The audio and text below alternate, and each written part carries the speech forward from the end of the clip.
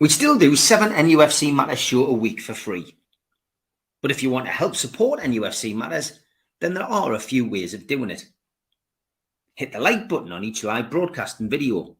This helps the channel grow. Hit the subscribe button and select the all notifications bell so you don't miss a single show.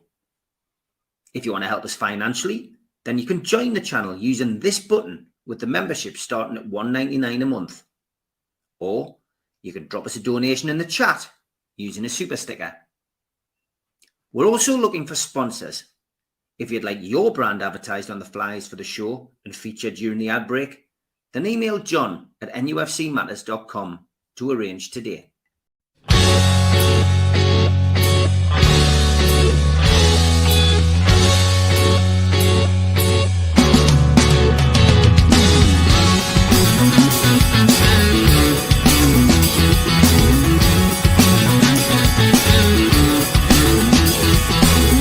Hush now, city kids, gather round for urban myths.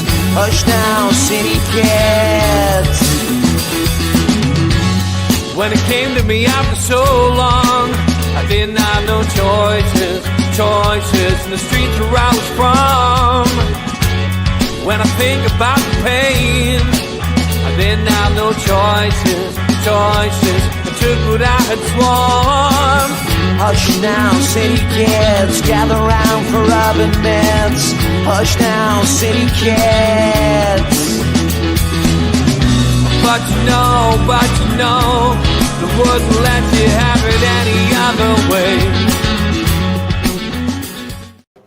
Good evening, welcome along to NUFC Matters. It is the fans forum on a very happy Monday night, and if I can just ask the lads to mute, clearly somebody hasn't. If you can mute all your microphones just so we don't get any background noise, that would be great. As always, we've got an hour to talk about Newcastle United and a great performance. Barry, you're first in the hot seat tonight. Just tell us your thoughts about that result in Nottingham Forest. We wanted consistency, and we wanted to see Newcastle United get a win away from home, and they did it in style. Yeah, absolutely superb, Steve. It was a great performance. I think as we were just chatting about there, I think first half we did struggle. Forest, like you guys have said Barry, hold that thought. I'll tell you what I'm going to do, because Pablo has just appeared in the green room and he's not going to be on very long because he's doing a charity game tonight. So what I'm going to do is I'm going to drop one of the lads out. I will bring them back in. I will take out you, Tom, for now, and I will bring you back in if I can. Let's see how we can do this. There we go. Remove from stage. There we go. Pablo, good evening. Can you hear us? Oh, his internet's not great. Can you hear us, Pablo? Hiya, mate. You all right? Good stuff. Tell us where you are and what you're doing. Can you hear us, pal? We can. Tell us what you're doing. I'm doing a charity football game tonight at Newcastle City Football Club. It's for kind of service personnel, war veterans, people who've served, and it's a recovery team. So people who've been in recovery, with addictions and stuff. So I've been drafted in as a bit of a ringer, centre midfield, and looking at this pitch, Jesus, I think I'm going to last about 3.5 minutes. Great stuff and a great cause, mate. Well done on that. Just quickly before, because I know you'll have to go, mate, just give us your views on yesterday's result, mate. Oh, mate, top class, wasn't it? I mean, I'm not going to lie, at half-time I'm thinking, Jesus Christ, is it going to be one of them again where we struggle to get going? But I tell you what, second half, geez, absolutely phenomenal. And you've got to give massive credit to Eddie Howe this week for changing it up, for the lads that come on, and just generally everyone. What a cracking result. I was worried about the Forest game, if I'm honest. But I tell you what, it looks like we're on the upturn now, and long may it continue. Great stuff, mate. Well, listen, good luck tonight. Brilliant cause, mate, especially on Remembrance Day, 11th hour of the 11th day of the 11th year. Well done on that, mate. And good luck. We'll see you next week, mate. Keep us updated on the score. Oh, geez. Well, I'll be in the Royal Infirmary in about 20 minutes. Take care. What are you doing, pal? Bye-bye. See you later, boys. Great to see him. Good luck to him tonight. Fantastic, and thank you for doing that. And we'll bring Tom back in. So sorry, Barry, cut you off on your prime, but we had to get Pablo on when and if, and we're delighted to see him on there. Good luck to him tonight. Yeah, go on, give us your views, mate, on that result yesterday, 3-1 against Nottingham Forest. Yeah, I think as we were talking before there, I think they've obviously gone in at half time, and Eddie's given them some form of kicking. His comments after the game saying that he wasn't happy with the amount of energy they were putting in. He wasn't happy with the pace that they were putting in first half. And they completely turned it round. Eddie showed what he's capable of as a manager about improving things and obviously getting them into the right mindset, because second half they looked like a completely different team. I thought the Forest, for me, obviously all those comments going about Forest going to give a challenge to the title, and you think, no, they've just had a few lucky results and they've managed to get up the table. They're not a bad side, but I think we were much the better team. I think right the way across the park. For me, it's probably one of the best games I've seen Joe Linton play. I think he was absolutely class. And if Eddie can get it sorted, why don't we use him as that right-sided midfielder? Because he looked superb. He did. He seems to just give that 200% commitment no matter which role he plays. And he was absolutely spot on. Gordon, I thought, wasn't 100% firing, but we're going to have games like that. He still did a job. I thought Harvey Barnes was superb when he came on. He just ran at them and it just frightened the crap out of them. The only negative I've got is, again, listening to some of the chats about the amount of stick that Dan Burn was getting. I was talking to George about before. A lot of fans saying they should be playing Lloyd Kelly in front of Dan Burn and Dan Burn should be jogged. I'm sorry, but after the last 3 games, the game he had against Forest, the game he had against Arsenal, the game he had against Man City, Dan Burn hasn't done a sudden thing wrong. And yet fans are still calling for Lloyd Kelly to be pushed into that team when he's had one good game. For me, Burn, the shirt's there for the taking. And at the minute, Burn is the far better defender. And I just got myself all annoyed with the sort of abuse he was getting, because there's just no need for it from some of our fans at the minute. Burn is playing out his skin. And him, and obviously the 2 young fullbacks and Shaw is the reason we're not conceding many goals. But apart from that, Steve, tremendous match. Yeah, and I mean, of course, those who want Lloyd Kelly in the team will get their choice potentially in the next game, because Dan Burn, of course, is now suspended for the first game back after the national break. So we'll be interested to see what happens. And with the news today that came out that Emil Kraft is going to be missing for a while, Emil Kraft won't be playing in that role. So yeah, potentially a chance for Lloyd Kelly to come in. But we'll talk about that, I'm sure, in the rest of the week and next week, because it is an international break, sadly. George, thoughts on yesterday's result, mate? We missed you last week. How was the church service? And Marjorie got a mention last week. I think that's why you were off. You'll need to unmute yourself, George. Of course, you'll need to unmute yourself.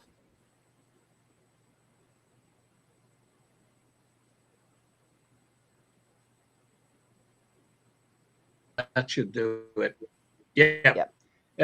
Great. The vicar did Marjorie proud. You know, the whole lot. It was.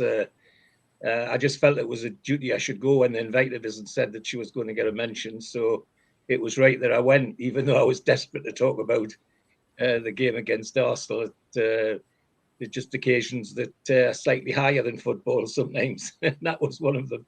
Yes, this weekend. I mean, I never stopped smiling this week because of what we did to Arsenal, and after yesterday, where it just gets better, doesn't it? It's unbelievable how well we played, and I wasn't terribly worried.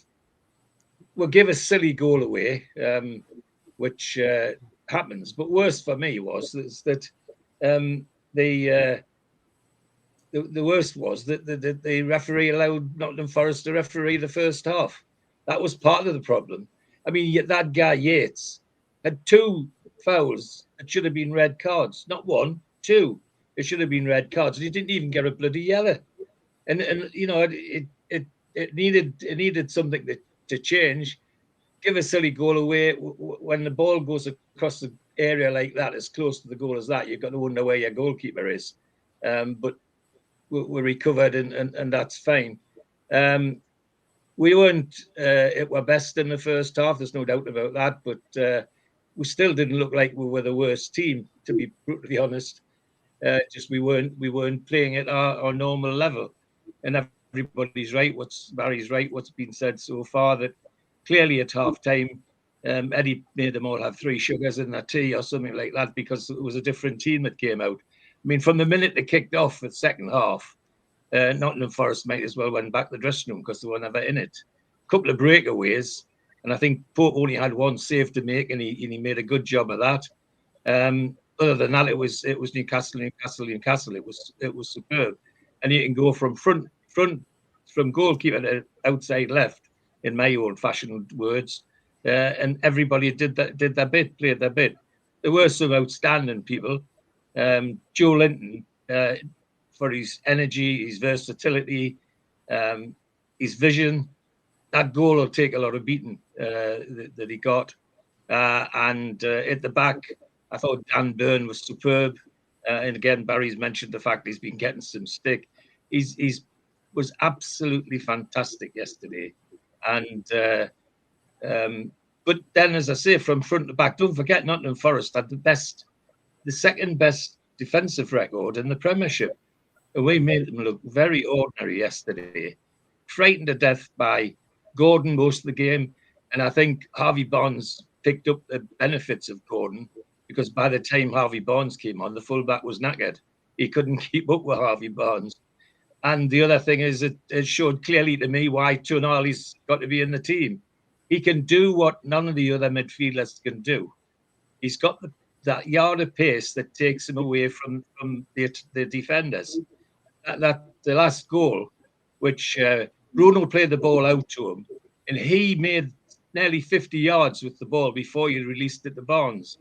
And we haven't got another midfielder that could do that sort of thing, except for Joe Linton, and we're using him elsewhere. So, it's absolutely fantastic to see away from home, or even anywhere, seeing a player like that. I mean, we reversed all the Arsenal stats, where we got all the positive ones against Nottingham Forest, where Arsenal got them all at St James's Park. No, absolutely fantastic. Give credit to the Nottingham Forest manager, I thought his description of the game was extremely gracious. I wish he could give Arteta some lessons on how to behave in a sporting game, because the guy was. I thought he was very, very fair and very, very straightforward, especially bearing in mind, he's got a team that's just was sitting third in the league, and most people were talking about them as relegation candidates, and there they are, third in the league. Their chairman leaves a bit to be desired. Of course, he's on a 5-match stadium ban for spitting at the referee, so that's not a very positive thing. So just as well, no, I couldn't be happier. It was great to see them do that away from home. To pick themselves up from a goal down was something. And as I say, how that guy Yates stayed on the pitch, I don't know. And I couldn't help but notice the Nottingham Forest manager keep looking over his shoulder at our bench, worried to death that they'd put Jacob Murphy on. I could see that. It obviously was scared to death that Jacob Murphy would get on. However, being serious, we couldn't have done much better. And as I say, from Pope to right to the left wing, they all played their part. It was interesting in the teams of the week. We had 3 players in the Talk Sport team of the week: Dan Byrne, Joe Linton, and Isaac. In Shearer's team of the week, we only had 1. That was Joe Linton. And in the newspaper team of the week, we had 3 again, and it was Byrne, Joe Linton, and Isaac again. So absolutely great. I mean, people will start to believe in us if we believe in ourselves, is what I think. Spot on, George. That's. I think it's how Neil keeps getting at me and saying, look, when we get into the habit of thinking we'll win. It's when we go away all tentative and worried about what the other team's going to do. It's the other team should be worrying about us. And I've got to say, after this last couple of weeks, a lot of teams got to worry about us. I think I'm positive to think that we're still in the running for a Champions League spot now. You look at that league. Well, all the results went our way, really. So, yeah, Steve, I'll stop there because I've had a lot to say. Listen, George, I've not really had my say at all, but I agree with everything you say. I mean, Denise is in the chat. We see Denise pre-match usually, and Denise has just said we never stop believing. I never stop believing. She says, look, it was hard that little spell of games where we statistically were dominating games but couldn't find at the back of the net was frustrating for us as a fan base. Then it was frustrating for Eddie Howe, and I'm sure it was frustrating for the players as well. But in general, those with level heads kept the level heads. Yes, we did say on this programme that pressure would be on Eddie Howe. And of course it is. He's a football manager. We never turned on Eddie Howe on this platform. People will always have opinions about the teams that Eddie Howe puts out or the substitutes that Eddie Howe makes or some of the players that he plays. We'll all pay our money to take, to take our choice and make an opinion. That's what it's all about, constructive opinion. But Eddie got a lot of stick. I think inside, certainly he's not one. He's a very humble guy. He'll be happy inside going into this international break compared to where he was in the previous one. The only downside is losing, Kraft with a shoulder injury, which is going to put him out for a couple of months because he did well when he's come in. But ultimately for us, it's a much better place. We are statistically at the same place this season as we were when we qualified for the Champions League. Statistically, we are same amount of points, I believe, as the same time as that season we got into the Champions League, which is great. So, yeah, Newcastle playing well. As I've said many a time on this show, since the start of the season, the treble is still on, lads. The Premier League, the FA Cup and the League Cup, Newcastle still in the running to win all three. Wouldn't it be typical Newcastle? Not won a domestic trophy since 1955 to win a treble the first time of asking yet. You never know. You'll have heard it here first if it happens.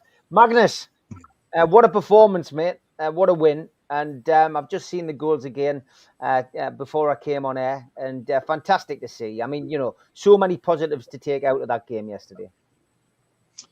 Well, absolutely. I mean, we didn't have the best of start, but I'm enjoying the way the team is playing from minute one. And when it comes to Eddie Howe, I've said it before and I'll say it again. He's got 17 more years to deal with us.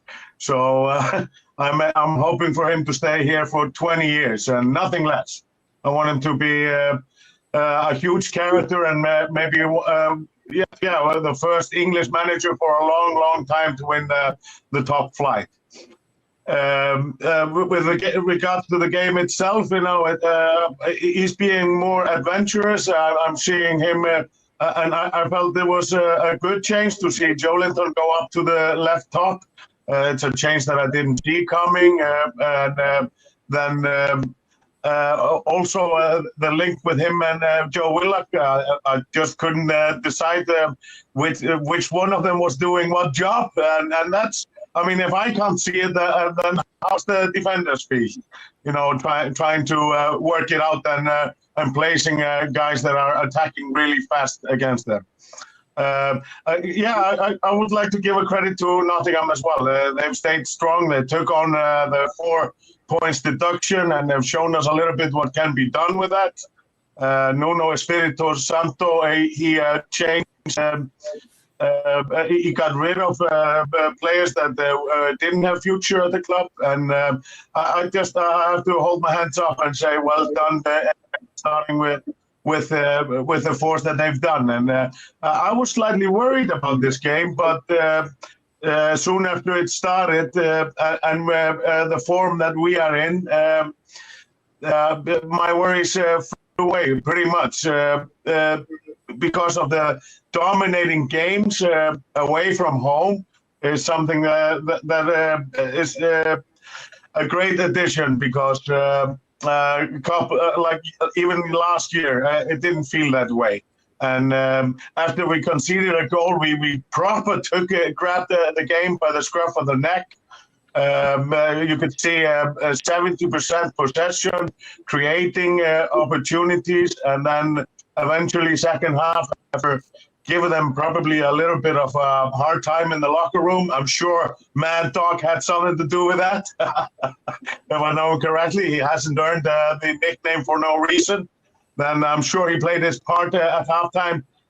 Shout out to him as well, because he's always there, one step behind or a step aside. Well, with regards to the goals, good to get the when Bruno started the second half the way he did, with taking that what would have been probably the goal of the season when he tried shooting it with the outside of his foot. I think this was the kind of stuff that gave the tone for the rest of the game. And already equalizing and making those substitutions, it's a luxury to have players like Tonali and Harvey Barnes on the bench. Finally, we really have players that can impact the game. I am a little bit the negative about this game, or not maybe this game. I am a little bit worried about having no backup for Fabian Schär, given the news of today, with Krafu or Emil Kraft being out for 2 months. I mean, that's slightly worrying, but this was a problem we already knew about before the beginning of the season. And boy, did the club try to buy one, but right now I don't really see there being a backup. So I'll be shaking every time he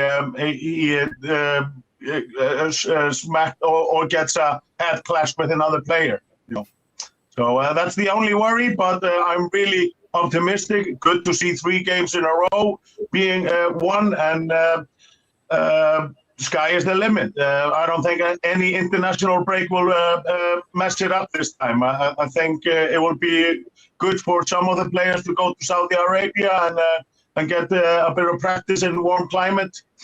I mean, obviously, all the other ones are busy, the internationals, hoping they will be successful as well. And no injuries, please. Yes, no injuries, please. Certainly would agree with you on that. Lots of people talking about the infamous Coot video that's flying around. I'm sure, again, we'll be talking about that a little bit later in the week. Darren, surely you can't be negative about that. Interesting to hear people's views on the first half. I've got to be perfectly honest. I was at the game. I didn't think Newcastle played well at all in the first half, but the second half, Newcastle was superb. But it just shows you. Somebody came up to us who watches the podcast, and he said to me, I felt Newcastle dominated that first half. He says, and I think that Newcastle will win the second half by 3-1. And he was right. So it just shows you, we all see a different game. And then listening to Eddie Howe after the game and listening to Joe Linton, it was part of a plan. They had a plan. This is what they wanted to do when they went down there. Yes, they didn't want to go 1-0 down. Of course they didn't. But they went with the idea of playing a certain way in the first half and then changing it in the second half. Higher intensity, pressing game, and going for the jugular. That's what they did. So, like Darren said before, you've got to trust Eddie Howe. Before we're off, you've got to trust him, and it is true. In Eddie Howe, we do trust. But Darren, tell us what you felt about that game yesterday. Like I say, you hit the nail on the head. First half, I thought were dreadful, and our players had possession, but were done nothing with it. There was no creativity, and I think Eddie Howe just give him a right bollocking. I honestly think he's ripped the wallpaper off the walls and shouted at them, and he's taken off his book going on the left hand side. And he's played Joe Linton on the right hand with Murphy, and I think that's changed the tactics. And we're going forward or passing. We're a much better team. I was so happy how we're attacking and creating so much. We could have won with 4-5, to be fair, in the second half. That Yates should have been sent off I do agree with George, he should have been off because the tackle on the knee was disgusting. How the referee didn't get a red card for that, how VAR didn't get involved. It baffles me, that, like. Look at this. He broke his knee, man. Then we made the subs right. Tonali come on, yes, he was fresh. He had the pace, George, because you come on fresh. Because all the other players are on the run. Get the extra legs because all the other players are knackered. And Barnes come on after Gordon ran ragged on their left back. And I'm a big Joe Willett fan. I think Joe Linton are clicking, are doing very well. But Sean Longstaff, you've got to give him credit. Again, he's in the team. He does all the nasty stuff. He's getting the tackles in, and he's working his socks off. So Sean Longstaff, I think you've got to give him a little mention. I think he's done all right when he's in the squad, and I would keep the see him midfield for the West Ham game. And I'd say, yes, Barry, I know you say Dan Burns doing good, but I thought he could possibly be sent off against Forest yesterday because he's raised his hand, he's grabbing players. He got away with that one yesterday, Dan Burn, I think. Could have been second yellow card for him. But he didn't, so he got away with it. He had a good game, but he has made a few errors this season. I'm a big I want to see Lloyd Kelly get his chance, and hopefully plays against West Ham. He'll get his chance, and he's faster than Dan Burn. I think hopefully he'll do something good. But overall, Steve, I'm happy. I'm happy with the 3 games, 3 wins, so you kind of complain. It's nice change. But 2 weeks ago, while doing and saying on social media, if you've seen Saturday Howe and all that, it's amazing what 2 weeks makes it. Everybody's seen it. Eddie Howe's next best thing. So you've got to trust Eddie Howe, in my opinion. It shows how fickle social media is, and I keep saying it on here, and I will continue to say it. And somebody said it in the chat already. Social media is 0.111% of the fan base, and usually those people on there, have a ridiculous opinion. There's a lot of sensible people on certain social medias, but there are also a lot of people who like to work a ticket, as we would say in Newcastle. So, for me, I just genuinely think that most match-going fans, home and away, know what they're seeing on the pitch and know that it hasn't been that bad. And like I keep saying, Eddie Howe, we do trust what he does, and great to see him celebrate his 3rd anniversary in the club by getting into the quarterfinals of the Carabao Cup and winning at home against Arsenal and winning at Nottingham Forest. Go on. And I got to say, the Forest manager looked over to make sure he was still checking that he wasn't getting the pitch because he was hoping they have a better chance to get from the pitch. So yeah, he was training for it. You know what I mean? Because his creativity's nothing. He might have scored a goal for them. So he's on the bench where he belongs. So I was happy with that. Battle lines are drawn between George and Darren as usual on a Monday night. We'll have a quick ad break and then we'll find out what the American view is on yesterday's performance. A big thanks to all our sponsors, Skips and Bins. You can find them at their website, skipsandbins.com. Say hello to low-cost waste disposal with pay-as-you-go and contract waste management. Thanks to Mr. Vicky's Sauces, handmade in Cumbria. Their website is mrvickies.co.uk. Email them info@mrvickies.co.uk or telephone 01768 210 102. Thanks to our fanzine sponsor, United Group Travel. Congratulations to them on their Travel and Tourism Award 2024.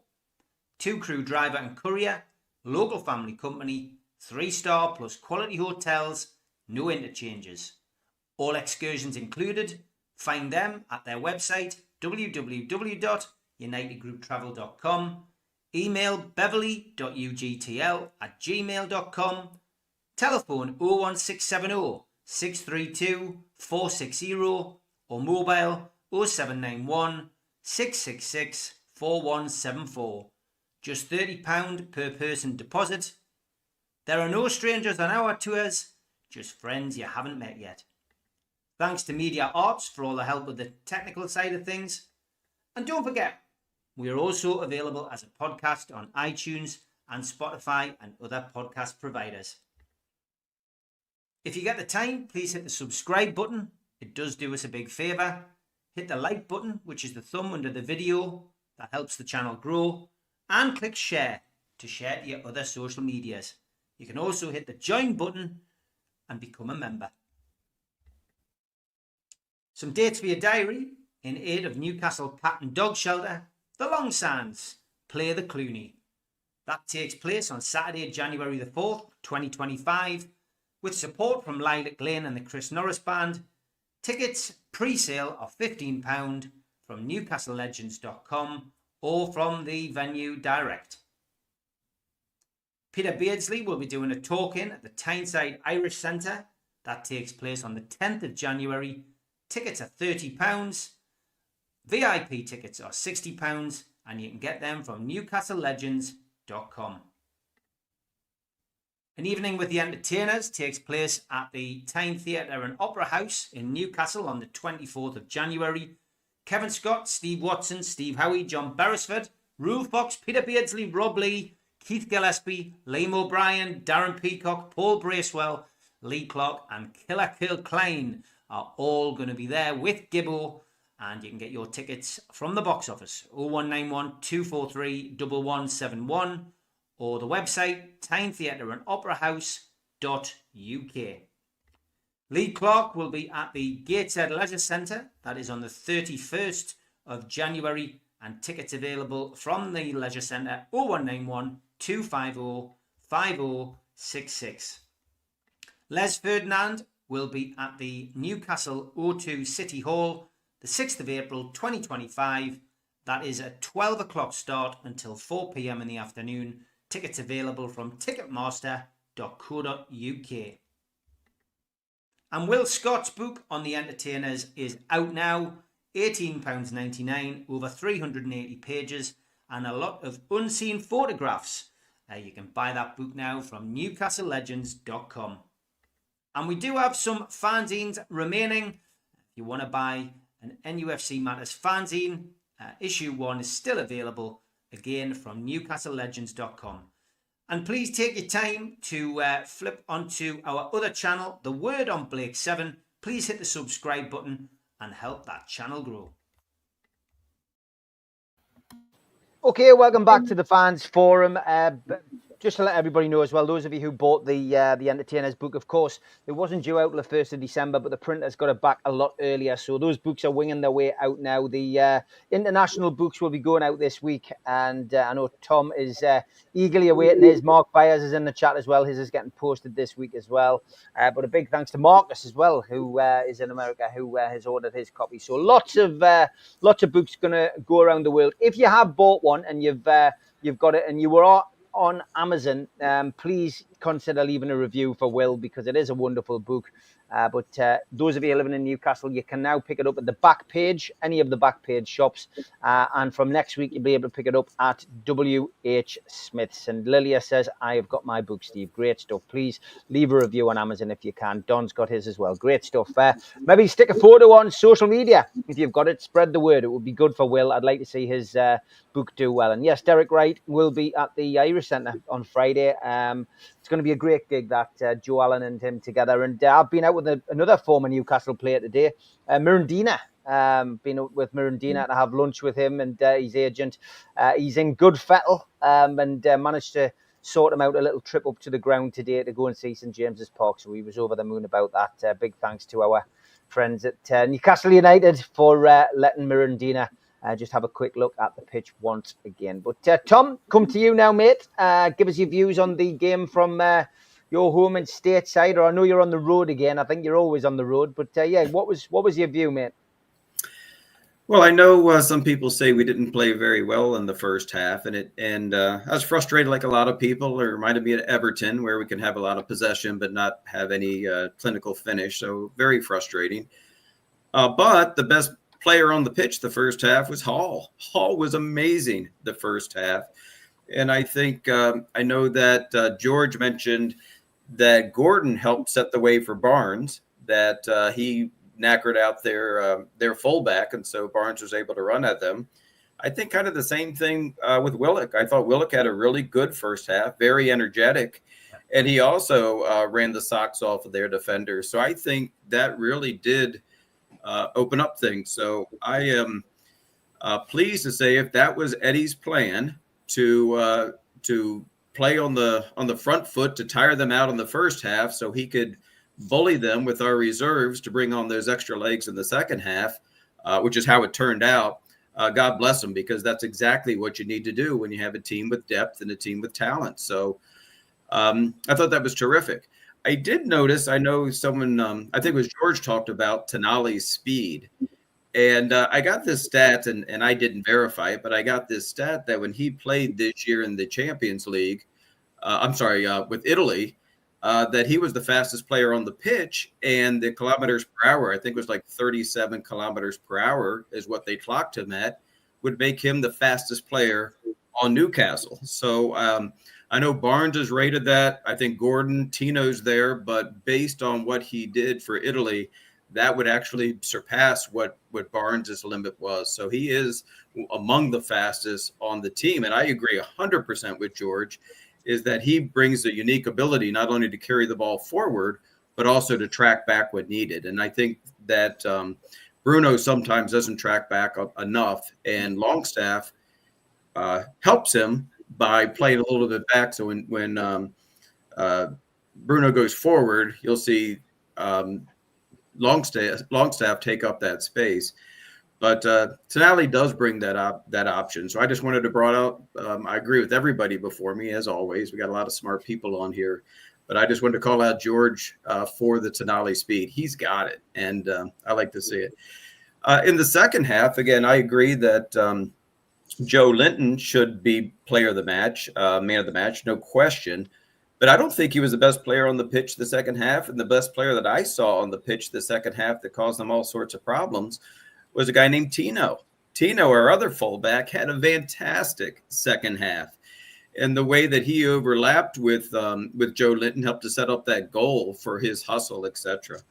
So really pleased with the win. I love the tactics. If Eddie was going to bully Nottingham Forest with his bench and bringing on the speed, but I also really wanted to call out our fullbacks. And for crying out loud, we can't be any more ecstatic about the future in those positions than we are right now. So Very well said. really terrific. Great stuff, Tom. Thank you very much for your input. Ian, welcome back after your sabbatical. Good to see you. What was your view on that performance at the weekend? Tom's just stolen my thunder a little bit there on Tino. That was one of my points. Was Tino's run did give Big Joe the room to shoot, but saying that, what a finish that was. You know what I mean? Like, unbelievable. And I know we've seen him miss a few, but that was class. Negatives, not very many for us, really. Negatives were the referee is an absolute bell end of the highest order. There's no other way to describe him. I've never seen a more one-sided referee, and he's just one-sided against us constantly. I don't watch it much in other games, to be honest. But Yates, another negative. Not a footballer. Just I think Yates thinks that he can kick everyone or chuck everyone around, and then as long as he smiles and has a laugh about it afterwards with them, then it's all right. He should have been sent off twice, potentially, maybe 3 times with the yellers if you add it all up. So they're the negatives out of the way. Positives: 3 wins in a row, brilliant. We're back. I think that.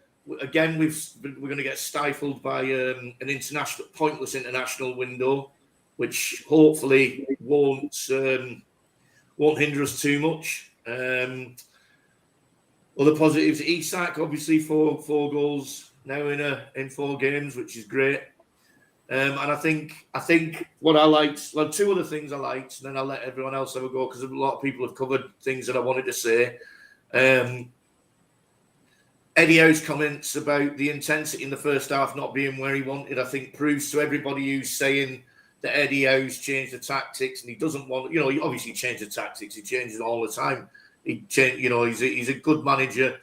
He hasn't told the lads to go out there and not run hard and not play with intensity. It just sometimes doesn't click exactly right. He's took them in at half time, switched things around a little bit, stuck his toe up their arses, and they've gone back out and put in a completely different level of performance. And I've just seen this thing before as well, which I don't know whether you probably wouldn't have time to cover it anyway, Steve, so I'll stick it in there. I don't know whether anyone else has seen that Tonali's come out on Football Italia talking about, I'm not going to read it out, but have a look at it. It's all over everywhere. It's only come out in the last hour, I think. But he basically said he just wants to start with a thank you to the Newcastle fans. He can't believe that he just said here the fans don't judge anyone, not a single player. Even when I went to the stadium to watch games when he was banned, he didn't feel judged by anyone. And they'd shake his hand, bloody. Loads of good stuff in there. And I just thought, that's a player who's being kept out of the team now, in my opinion. he should be playing, he should start, but I can see why he isn't.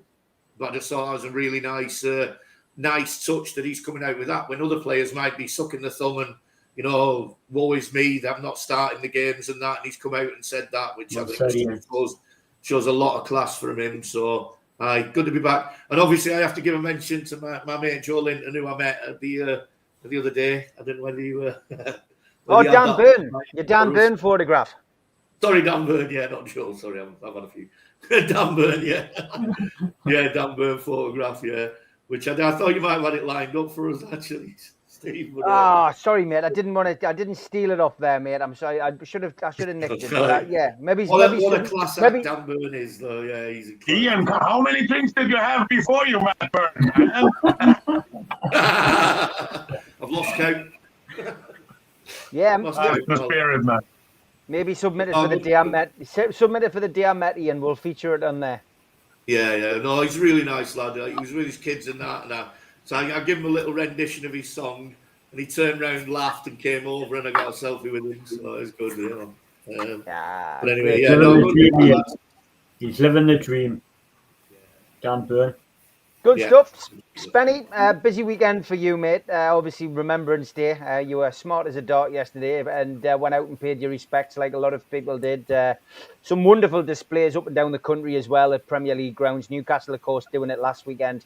It was great to be down at Forest and see how they did it yesterday as well. And I, as well as going to the rugby club to the fan zone, I went up to see a few of my mates who are Forest fans at one of their bars, and a lot of military men in with medals on, which was wonderful to see. But rightly so, we still honour those that we lost. What did you make of the game, though? A great tribute, I guess, Benny, to any of those we've lost who were of a black and white persuasion. Oh, definitely. I've just recovered now. I can't even remember the match last night. So because I was out with all my squaddy mates, so I've had to watch it again today just to make sure I knew what was going on. I thought they were pretty all right. First half, I didn't see them play that badly for me. My man of the match was Tyne. It was absolutely awesome. And I said it. I was supposed to come on last week, and I was going to say it. I'll say it now. I think them two fullbacks we've got on there now are probably one of the best fullbacks we've ever had, and they're only young, and they only can get better. Yeah. For me, we haven't had a pair of fullbacks like that for a long, long time. Even Barton didn't had some bad days with Beresford, but these two lads got shown a lot of promise. Yeah. Joe Linton was just a machine. Tenari was a machine when he came on as well. Unbelievable. Barnes' goal took it well. For me, it's all good signs at the moment. There's no negatives for me. We playing okay. We got held on our own. Teams are scared of us. This is what we need to do. Be scared of playing us like with Man United and your Man Cities. We need that fear in teams as well. So I think we're getting that way at the moment. We've got a long break now, lads. 2 weeks today, and we go back to West Ham at home. Shah's on the yellow, so he might get another ban. So that's a bit of a worry. But Burns out the next game, so we are struggling a bit to set the backs. But hopefully, Botman will show something in Saudi to get on the bench or something, just in case we need him in the last half of the second half. But Lloyd Kenny's got an opportunity here now. I hope he grasps it like the other team. The linkage is playing dividends. Yeah, you've got Longstaff, you've got Tino, you've got Joe Linton linking together, and you've got Hall, and you've got Willock, and you've got Gordon all linking well together and swapping their ends. So we are confusing the opposition, and we're doing it really, really well for me. I just want to see us sooner come on the pitch a bit more and get some more experience. That's the only little bit I want. Because if he's out and he'll have to drop in, he hasn't got that much playing with the team. So that's the only thing I'm worried about. The centre backs and giving them Asula some minutes. Okay, yeah, but I mean, it's interesting point. Alan McKenzie keeps posting Gold Dust J7 will fit in as a centre back, and this Gold Dust thing that he keeps pointing out is something that he sent on X earlier today, and I'm sure he wants me to sing it. So before we come to Alan, I'll do just that. After Eddie referring to J7 as Gold Dust, sing it, says Alan. You are gold, gold. Always believe in Big Joe. He's going to score us a goal. He is gold, gold. Gold! There you go, Alan. Always believe in the gold. Yeah, that's brilliant. It'll catch on, I'm sure. It'll catch on. Maybe it's not. And then I'm waiting for Jules to comment on the singing. I'd just like to say at the end of this, the best thing since the takeover happened to Newcastle United is Eddie Howe and Joe Linton. It's a good point. It's changed everything for Newcastle. Yeah, it made a massive difference, massive change. And as for Sven Botman, we did hear, of course, from Eddie Howe in his press conference at the weekend that Sven and Lascelles will be back in training next month. They're making fantastic progress, but he was tempering any expectations of seeing them before Christmas. So January is, I think, when we'll see them, but you never know. Eddie sometimes says one thing and something else happens. So let's hope they are back sooner, but we'll wait and see. Go on then. Alan, give us your views. Oh, thank you, Danny. Says, great vocal, Steve. Where's my headache pills? Cheers, man. Go on, Alan, give us your views. One word to start off with, lads. Fantastic. I thought it was great. And Tom hit the nail on the head for me. I was going to mention Hall, but I thought, with us being a runner, I thought Willett was outstanding in the first half. I thought he was absolutely brilliant. Give with energy. And lads, honestly, if you think the first half was dreadful, you obviously haven't seen us in the 70s and 80s, because that was, for me, that was controlled game. The only thing missing was a goal, because the Forest players blocked off so many times. Bruno had a shot, the keeper had to make a good save, Bernard a chance. There was a lot of half chances. I've seen a lot worse than that in the first half. I thought we controlled the game on 90%. Totally different to what I expected. I thought Forest would be like that against us. So Willock for me was my favourite. But isn't it great that we can choose 4 or 5 players that we think are man of the match? And that's a great sign of a team on the up. Would we, like I say, lads, gramophone record again. But if you go on the Man U, Spurs, West Ham, Arsenal sites, they're all in meltdown, and we're not, and we're on the up. And Forest. And look at the games we've got coming up, Al. Yeah. Apart from Liverpool, the next 8 games. Yeah. At the end of the day, Ian, we've got a favourable fixture, but I'm just taking one game at a time, like we did when we got top 4. One game at a time, and don't treat. Look at what happened with Ipswich against Tottenham. Tottenham just thought they had to roll up and they'll get the 3 points, and they didn't. And that's what happens in the Premier League. It's unforgiving. There's 8 or 9 teams now, but in the top 13 are separated by 4 points from 3rd to 13th. So there's 10 teams thinking they could make top 4. So it's all to play for. I just thought it was fantastic. I really did. Joe Linton, fantastic. Man Mountain. Biggest compliment I can give George to Dan Burn is, well, was Chris Wood on the pitch? Or was he hiding? Because I never saw him for 75 minutes. I thought Dan Burn played fantastic.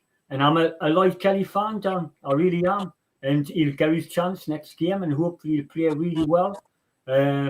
Sean Joe Linton on booking, so I'm a bit worried, like Spenny said, about that side of the fence going forward. But all in all, absolutely over the moon, and couldn't be happier. Hopefully it continues, and the secret is that no injuries. No injuries is the key now. Unfortunately, Kraft's out for a couple of months, which is a bugbear, because he was, every time he's come in, he's never let the team down, and I'm loving it at the minute. And these people that wanted Eddie Howe out only a couple of weeks ago have suddenly all gone quiet, haven't they? And everybody's should be on the same page and support the lads going forward. Now we've got a great chance this year of getting in the top 4, because, and thinking about Murphy, like Darren, he might be swap places with Wilson and Trippier. You never know. He might even be on the bench next home game, so you might have your wish. But he wouldn't get the bench, buddy. Dumm's coming back. So you never know. So I'll let Kevin get on, lads. Seen Amrabat on, but we're all happy and we should be. And I nearly hit the chandelier after the third goal went in on Sunday. Yes, you're a man of money, Alan. We know that. You don't need to rub it in. And Chelsea and also got me bets, so I picked a draw, so I'm in the money as well. These chandeliers all over the place. But yes, and just an interesting, because in the chat we have a little private chat that goes on just for us to chuck things in. And Tom's mentioned about Gordon being injured. Yeah, he's got a reoccurrence of the hip injury, but it wasn't too serious. But it probably will be serious enough for him if he hasn't already been withdrawn from the England squad. Yes. Eddie Howe said he would be probably withdrawn from the England squad. But yeah, he should be okay and fit to come back. Hopefully with Callum Wilson for the West Ham game. And what good timing that would. What good timing that would be, because the man has scored his most Premier League goals against West Ham in the Premier League. So it would be good timing for Wilson to come back. Let's wait and see. So Kev, over to you. I mean, Kev, it's been an amazing run. Chelsea, Arsenal, and now Notts Forest away. And obviously, you coach. The coaching side of things you understand better than most of us, I think. But there's just been that little change that Eddie Howe has made, taking Joe Linton out of that midfield position and just changing him and reuniting him with Joe Willock, who's come back into the team, who one or two of the lads have picked out as their star man over the last couple of games, and allowing Gordon the freedom to play left or right, and then using Barnes as that kind of impact player that we've all said maybe that's his best role, coming on as a 15-20 minute sub. That's what seems to have changed things. It's been a simple adjustment, but it's been a valuable adjustment and one that's done the business, Kev. Absolutely, and football in a formation is all about relationships, and you have to fight. You might stumble across them, you might actually work it on it within a training session or whatever. But it's all about relationships. You've got the relationship with Willock and Isaac. You've got the relationship with Joe Linton, and that side of it on the left, you've got all sorts of different relationships across the field in threes and fours to play together, but ultimately as 11. So yeah, that's how I see it. He's again, like I said, I think it was after the Chelsea game, he's kind of stumbled across this type of shape and this new way, not new way of playing, but plays in certain areas which actually help the team. Because I think Joe Linton played like, Eddie Howe even said it, he'll play wherever. He'll probably play in goal if he could. He's one of them types of top pros that you would need in your team. Not that we want 100%. He's more than 100%, but he will literally run through brick walls wherever he plays. If it's on the right, if it's on the left, if it's left centre midfield, right centre midfield, it doesn't matter where he plays as long as he's got a black and white shirt on, playing on, wherever it is. So going into the game, I thought not that we were bad in the first half, and I agree with Eddie Howe. I just thought it was slow, methodical, and the idea of not having forward passes, it was all sideways, it was all back. The ball was played in front of Forest, which made it easy for them to play on a counter attack, and they look a little dangerous on balls that were over the top and whatever. But yeah, I thought we contained them relatively well. Forest played in our hands. Essentially, because they thought, okay, we'll sit in, we'll drop off, we'll keep the ball, then we'll play on the counter attack. But when they lose the ball, for argument's sake, in our third, which was probably the best bit of football we've seen. If you think about it, if you watch it back, you can see the build up. It's called building out. So if you build out, you win the ball back, you play a little triangle. Harvey Barnes is touching into Bruno into Tonali. Harvey Barnes is on his bike and he's going. And he's making that direct run forward, and Tonali's doing exactly the same thing. And then if you look at it even deeper than that, we had a 3v3 against them going into the box. Then at the end, by the time we scored, it was a 4v4. I think it was Bruno who even busted to get there to get in the box. And so that shows you the counter-attacking type of style that we have, with the pace that we have and the speed that we got. Which was a brilliant goal. Joe Linton's goal obviously was spectacular in terms of the finish. The only blot on it was the way we conceded. You know, that was really the only blot on the whole performance, in my opinion, because that was just schoolboy defending. Really, the lad just wandered around the edge of the 6-yard box and just ran in and just not, headed it home. Good set play, but at the same time, it's poor defending from our side, and I think that's what disappointed Eddie Howe more than anything, to go into the break 1-0 down, because I think we deserved a little bit more than that. But as soon as we started the second half, and you could just see it coming. It was just one way. Tactically, it was I wouldn't call it a masterclass. It was just easy for Eddie Howe in terms of how they Forest play. It's a counter-attacking type of play, where if we're going to do exactly the same thing. So it was the game got stretched, and so they had to come back into the game after we scored the second goal, and that plays in our hands even more. And so again, overall, a fantastic result, brilliant performance from everyone. I can't really put a finger on who was really the man of the match. I thought Bruno controlled central midfield in latter stages.